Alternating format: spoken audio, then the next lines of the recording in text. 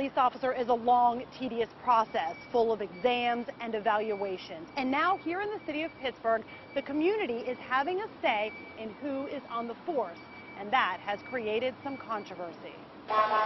The image of a police officer brings different thoughts, feelings, and reactions for different people.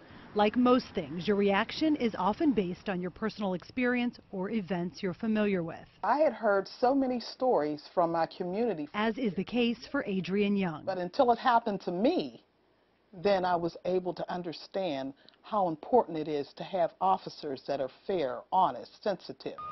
Young says she was treated unfairly by police because of her race, and it is that experience that made her want to have a say in hiring police officers. She and other citizens recently sat with officers as city police candidates stood in front of them to be graded.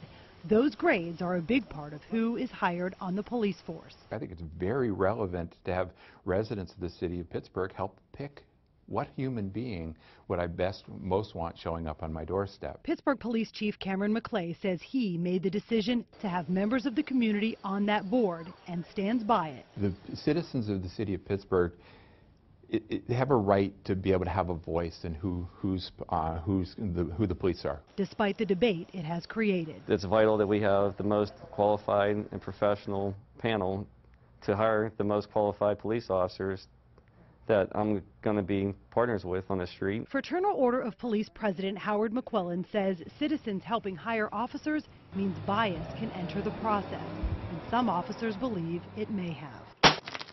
Pointing to this 2011 lawsuit filed by Adrienne Young. What I was saying is I'm not going to allow you to disrespect, to violate my rights. In the lawsuit Young filed against the city of Pittsburgh as well as 5 city officers, Young claims false arrest and malicious prosecution, saying she was detained as part of an ongoing campaign of police harassment.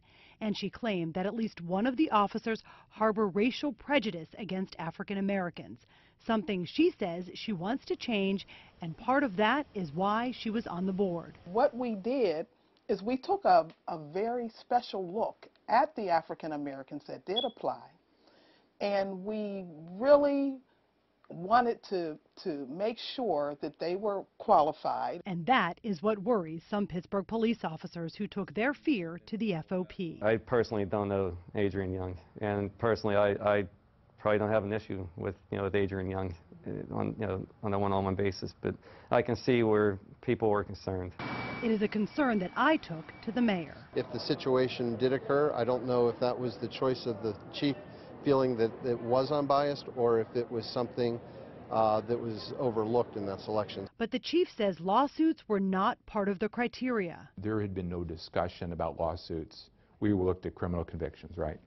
Okay, so is this information that would have resulted in a different decision? I'm not sure. But this lawsuit is just one issue that has stirred emotion.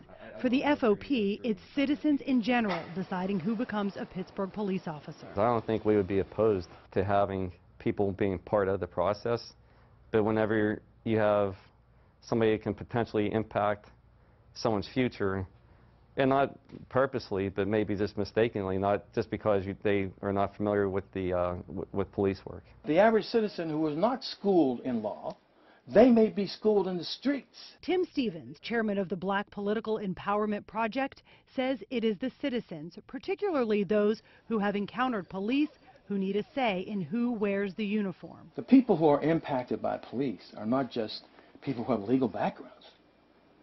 Please.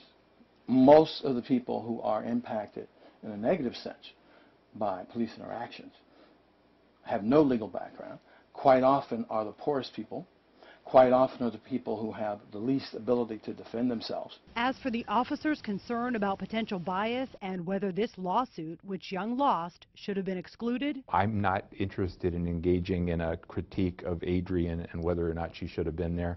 Okay, that's not fair to her. Okay, so I'm really not interested in that conversation. But Young is to defend her role and desire to make the police force more diverse. If we don't have officers that are reasonable and are not just out here to be punitive, to see the black race as just someone to arrest and to harangue, then we cannot have people that protect and serve us. The chief tells me he'll be looking at how each person on the oral board panel graded each candidate to make sure there was no bias, and then he'll determine how to move forward in the future. I'm Marcy Cipriani, Pittsburgh's Action News 4.